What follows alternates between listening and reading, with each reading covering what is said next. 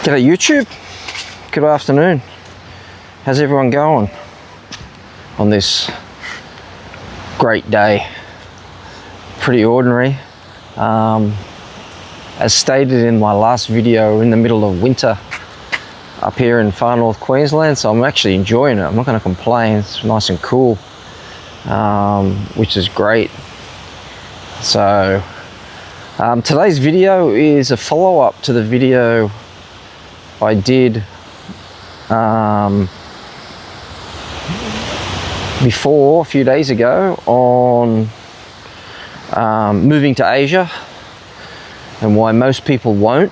And this one is just a little bit about myself and how I was able to live in Asia and where the story started, and just to make it a little bit more transparent of how at the age of 35 at the time, I was able to live there and work there for that 10-year period.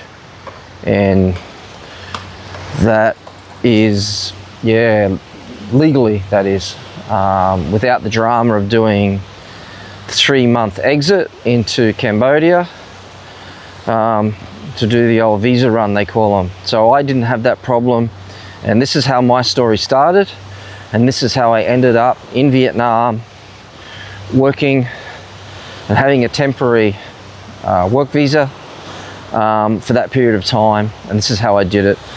But the story starts in Buenos Aires, in fact, in a bar. True story.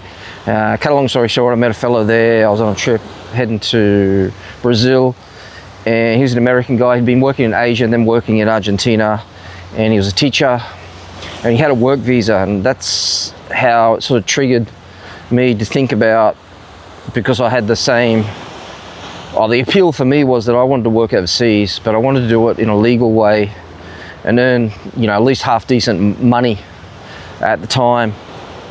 And I guess his information of how he was doing it, and on a work visa, of course Argentina's, this is back in the day, is different to Asia, but inspired me to think about my next move and where I would go.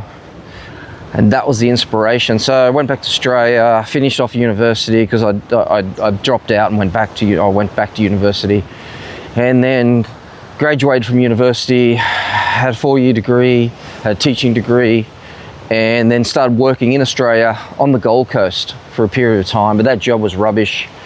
It was like a bit of a factory. I was working in a language school at the time. It was more or less babysitting. I reflect back at that now, and it was just babysitting. But I was able to save money. It was fairly good money in order to look for and look at my next adventure, of course, which would be going to Asia. So I got on the line, found a job, or a number of jobs, applied for them, looked at how I could legally be able to stay in Asia. I looked at China, Japan, and Vietnam, but by chance my parents had come back from Vietnam, and they'd sort of talked it up, said what a great place it was opening up at the time to tourists. I mean, it had been open, but it was getting more popular.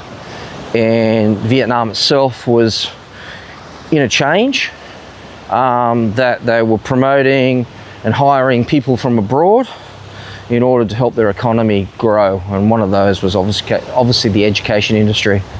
So right time, right place. I think I mentioned that a long time ago when I started YouTubing. Right time, right place. So I applied for one of the jobs in Vietnam. Obviously I got the job. Now, how did I get it? So how does that work? Just briefly, I got the job, landed there on a tourist visa. They look after the rest. I had a year contract, holiday pay, sick pay, and of course a 1-year working visa. Multi-entry. I could leave at the time and go across to Cambodia, Thailand, or Laos, or China, wherever I wanted to go. So I was quite useful. Also earning a fair wage at the time.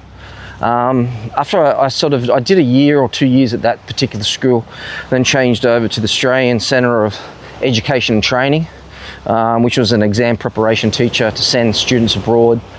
And that was a really good deal. It's the same deal. I had holiday pay, sick pay.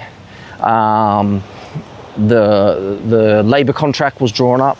So virtually what you get is a 1 year working visa, and that 1 year working visa, multi-entry visa, enables you to obviously work legally. You pay your tax, and you get your benefits to that as well, and the pay for that particular college at the time was quite good. So it was a good job. It wasn't one of the run-of-the-mill crappy language centres that they have for kids and whatnot in those big cities. So the point is, with that, you need to have some type of skill, which I mentioned on the last vlog. You need a skill that country is looking for. Now, that's how I was able to live there for 10 years. I was able to live legally, work legally, exit and enter that country when I wanted to, on my holidays or whatnot, and pull a pretty good wage at the time, and live a pretty good life. So I had worked to that point, and that was my point with my last vlog. This is like a warning shot to a lot of people who listen to these YouTubers that trumpet off that, you know, moving to Asia is the answer. Well, maybe for some people, I get that, but many people, especially younger people, although they're restless and they want to leave where they are, it may be very difficult, except for a holiday. It's always a dream, and I had a dream too, but to make a dream, you got to have a plan.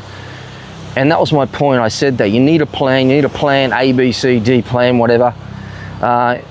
And you need a skill to offer these countries. So I'd graduated with an education degree, teaching degree. So I had the skill at the time, and they still require people over there in these countries. If you got that skill, you'll get a job fairly easy, and you won't have to worry about doing these damn visa runs that a lot of these people are trying to encourage people to do, which is just absolutely ridiculous. It's stressful, it's time consuming, and it costs you money to travel. And a lot of schools in these places, not all, you've got the low level ones, you've got the high end, the low end, I should say, and they're going to hire anyone off the street at the low end, but they're going to pay you accordingly to low end wages, and they're not going to give you visas, and they're not going to give you this, and they're not going to give you that. And then you're going to be always thinking about, you know, the exit run, the visa run. So I guess that this video here is just to be a little bit more transparent on how I did it, because I guess a lot of people would want to know that.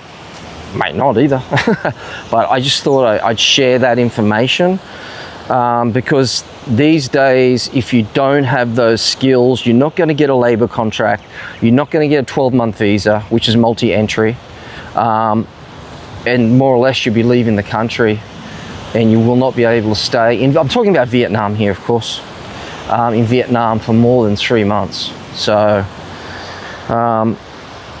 that might suit you, I get that, but most people these days, it doesn't, because they want to have something a little bit more stability, stable, at least for 12 months. So unless you've got that, unless you've got those qualifications, you're not going to be able to do that. That's the thing. Unless you got the qualifications that country needs, you are not going to be able to stay in that country unless you can wrangle your way. I mean, where there's a will, there's a way. I get that too. You might be able to wrangle a way through, you know, through a sponsorship, through a bogus company or something to that, or you might get married and you get a spouse visa.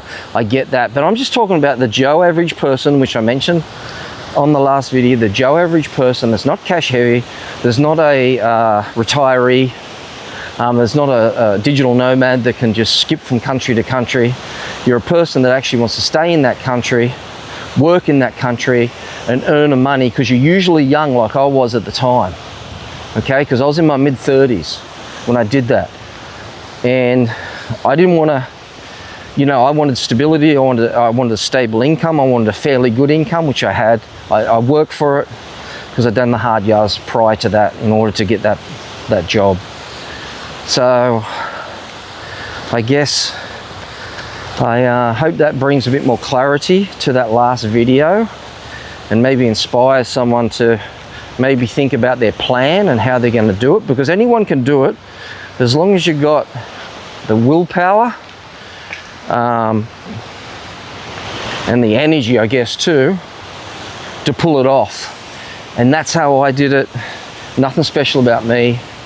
At the time, still at this time now, there's still nothing special about me, but that's how I was able to pull it off and be able to live in Asia for 10 years.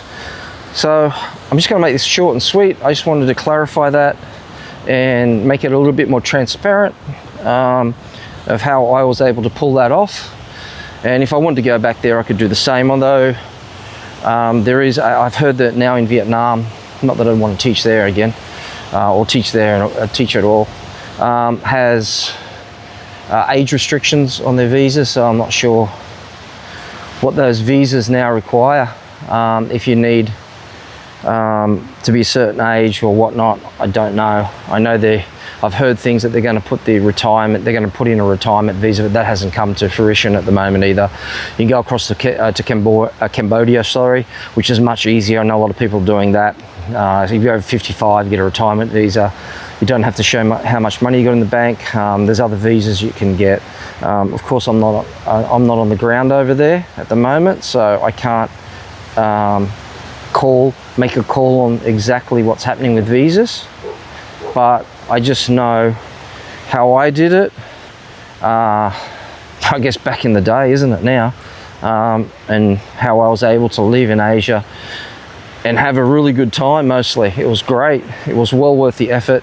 I loved the time I was there. Most of the time, 90% of the time I was there was great, and had lots of great adventures. I met lots of great people.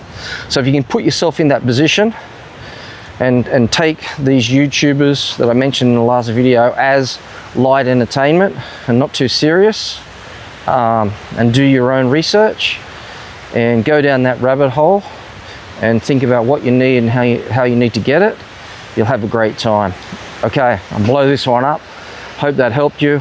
Hope that gave you a little bit more insight into myself and how I lived in Vietnam for 10 years. Until next time, peace out.